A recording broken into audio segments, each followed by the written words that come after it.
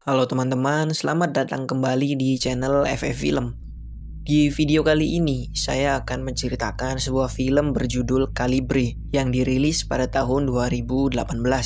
Tanpa berlama-lama lagi, langsung saja kita masuk ke ceritanya. Film dibuka dengan memperlihatkan pemandangan hutan belantara terpencil dan dataran tinggi di wilayah Skotlandia. Setelah itu, kita diperkenalkan dengan sepasang kekasih muda bernama Fawn dan Anna. Di sini, Anna sempat melarang Fawn untuk pergi berburu. Namun, larangan itu tidak bisa ia hentikan karena Fawn sudah berjanji kepada temannya. Beberapa saat kemudian, teman Fawn bernama Marcus datang menjemput menggunakan mobilnya. Marcus yang mengetahui bahwa Anna sedang hamil langsung mengucapkan selamat kepadanya. Setelah itu, Fawn dan Marcus pun memulai perjalanan liburan berburu mereka. Di dalam mobil, Fawn dan Marcus yang merupakan sahabat dekat sejak masa sekolah mulai mengenang berbagai kenangan lama mereka.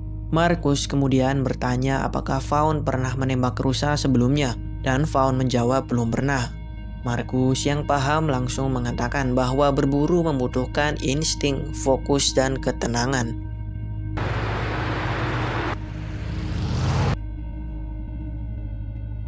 Tak lama kemudian mereka tiba di daerah Culcaran, wilayah yang akan menjadi tempat berburu mereka. Setelah itu mereka masuk ke penginapan yang akan menjadi tempat istirahat selama liburan 3 hari ke depan. Namun, entah mengapa anak laki-laki dari resepsionis terlihat terus memandangi mereka dengan tatapan aneh. Pada malam harinya, Fawn dan Marcus pergi makan dan minum di sebuah bar lokal. Di sana mereka disambut hangat oleh Logan, salah satu tetua desa yang sangat dihormati. Logan mengatakan bahwa akhir-akhir ini pemburu jarang datang karena hutan rusak akibat aktivitas perusahaan. Percakapan mereka berlangsung akrab hingga tiba-tiba dua wanita bernama Kara dan Iona menghampiri mereka. Kara mengajak Marcus untuk menambah minuman, sementara Fawn diminta memesankan. Saat Fawn berada di bartender, Logan memperingatkannya agar menjaga Marcus dari dua wanita tersebut.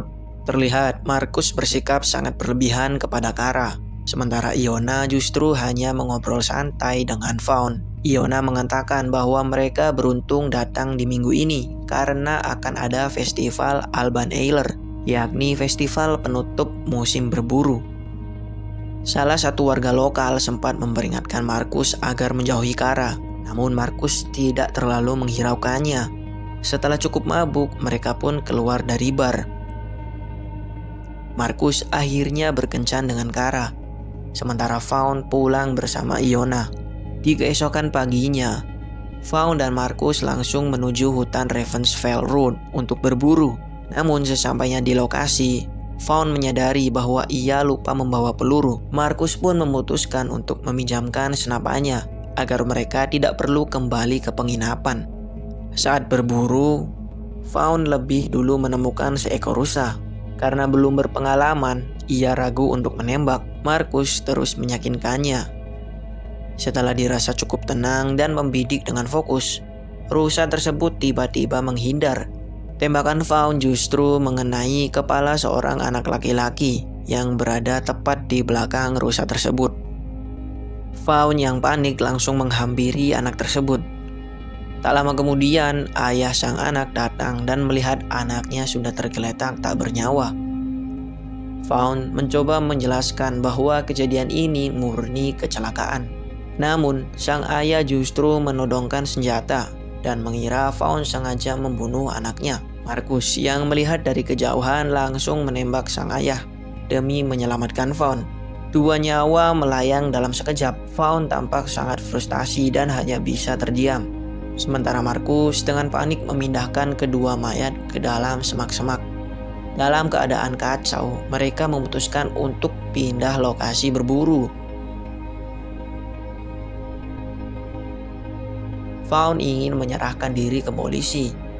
Namun Marcus menolak karena senjata yang Fawn gunakan adalah milik Marcus. Dan itu akan dianggap ilegal. Ditambah lagi mereka mabuk semalam dan polisi akan mengira kalau itu adalah pembunuhan. Markus memutuskan untuk mengubur kedua mayat tersebut malam nanti, dengan asumsi bahwa ayah dan anak itu hanyalah turis yang sedang berkemah dan tidak akan segera ditemukan. Vaughn yang sebenarnya tidak setuju hanya bisa diam mengikuti rencana Markus. Mereka kemudian pergi ke daerah utara Drumrein. Di sana, Markus membeli bahan bakar dan alat-alat untuk mengubur mayat. Namun, sang penjual mengatakan bahwa Logan tahu mereka berburu hari ini dan bahwa tidak ada pemburu lain selain mereka. Hal ini membuat Markus semakin gelisah. Saat kembali ke penginapan, mereka diberitahu bahwa tidak ada makanan malam ini, sehingga mereka terpaksa kembali ke bar yang sama. Dengan wajah kusut dan pikiran yang kacau, mereka pergi makan ke sana. Di tengah jalan, mereka bertemu lagi dengan Kara dan Iona yang mengajak minum. Namun Vaughn dan Markus langsung menolak. Di bar, mereka bertemu Logan dan temannya yakni Al yang sedang makan juga. Logan mengajak mereka bergabung. Di sini kepanikan mulai terasa saat Logan membahas hasil buruan dan menanyakan lokasi berburu mereka. Mereka pun berbohong dan tidak menyebut lokasi berburu mereka, yakni Ravensfell Road.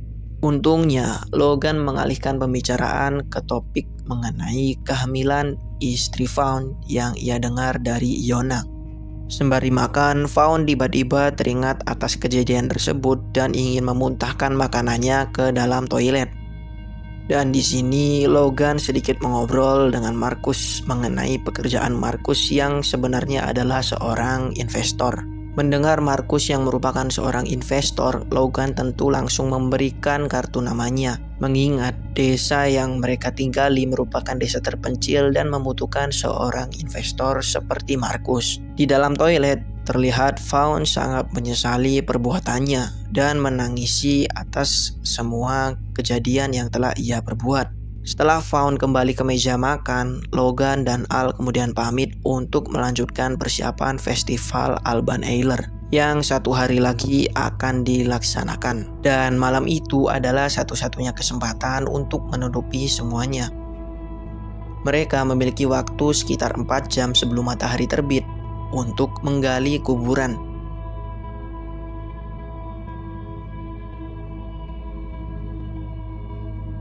Dengan penuh kehati-hatian, akhirnya mereka berhasil mengubur kedua mayat tersebut.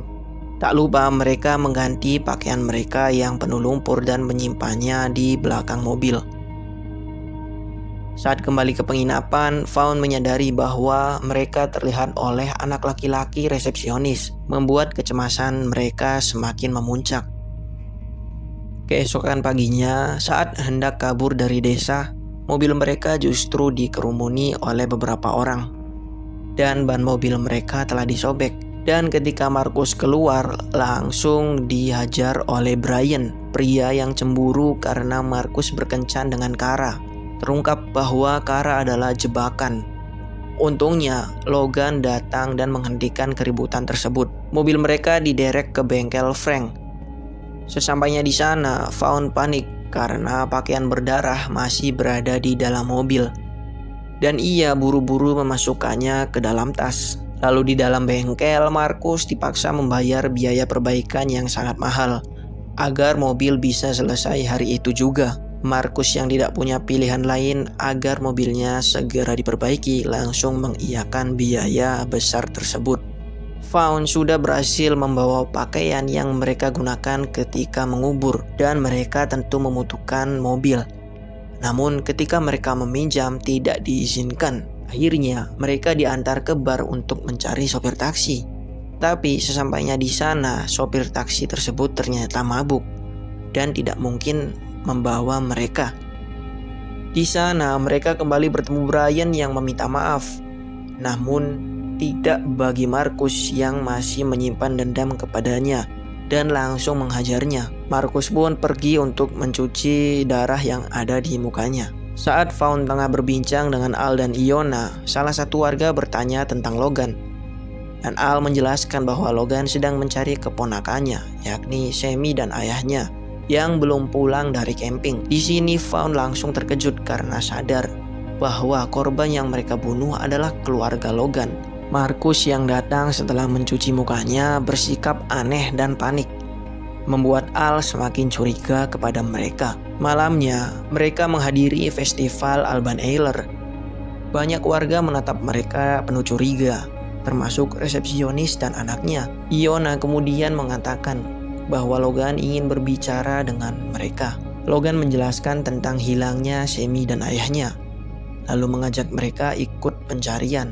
Markus dan Vaughn yang sudah sering ditolong oleh Logan tentu tidak enak untuk menolaknya. Walaupun mereka panik, mereka tetap ikut melakukan pencarian. Di sini Vaughn panik karena mereka takut menemukan mayatnya. Tetapi lagi-lagi Markus meyakinkan karena hutan ini begitu besar dan tidak mungkin menemukan mayat tersebut. Entah ini suatu kebetulan atau jebakan, pencarian dilakukan di hutan Ravensfell Road, di mana lokasi kejadian sebenarnya. Di sini Logan sudah tahu kalau Vaughn dan Markus keluar malam sebelumnya dan mulai mencurigai mereka. Ketika Logan bertanya apa yang mereka lakukan di kemarin malam, mereka menjawab melakukan berburu di malam hari. Tentu, Logan langsung curiga karena itu merupakan suatu tindakan yang ilegal.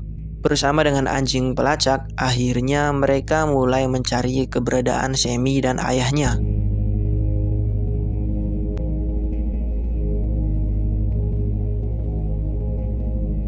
Setelah beberapa saat mencari, anjing pelacak akhirnya menemukan bau di lokasi kuburan. Menyadari semuanya akan terbongkar, Vaughn dan Markus langsung melarikan diri.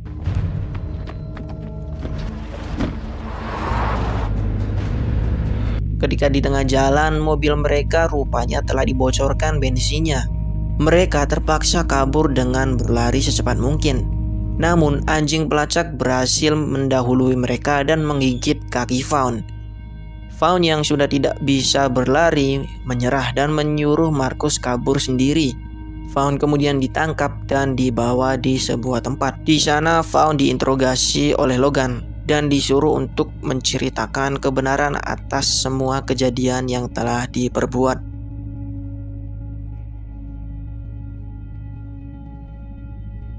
Di sini Brian yang sudah tidak berpikir jernih dan emosi ingin membunuh Vaughn sebagai balas dendam. Tentu Logan yang berpikir matang menolak, karena polisi tentu akan langsung datang dan berkumpul di desa ini dan mereka semua akan tertangkap.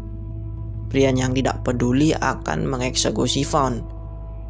Tapi tak lama kemudian mereka mendapat kabar bahwa Markus berhasil ditangkap. Di keesokan paginya, Vaughn dibawa ke sebuah kandang ternak. Di sana ia melihat Markus terikat dan dibungkam.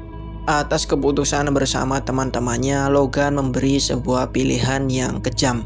Jika Vaughn ingin hidup, maka Vaughn harus menembak temannya sendiri, yakni Markus. Namun jika Vaughn tidak menembak, maka mereka berdualah yang akan ditembak oleh teman-teman Logan. Di sini Vaughn terus menolak untuk menembak temannya, yakni Markus.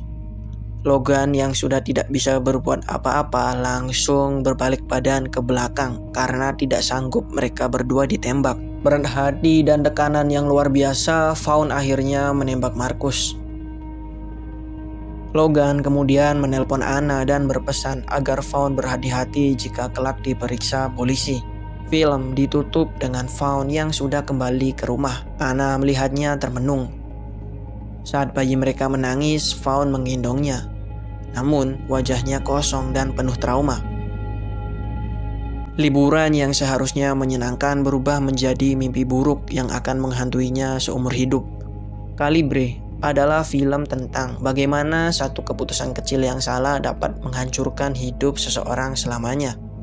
Film ini menunjukkan bahwa rasa takut, kepanikan, dan ego bisa mendorong manusia melakukan kesalahan yang semakin besar. Pada akhirnya tidak ada jalan keluar yang benar ketika seseorang memilih untuk menutupi kesalahan.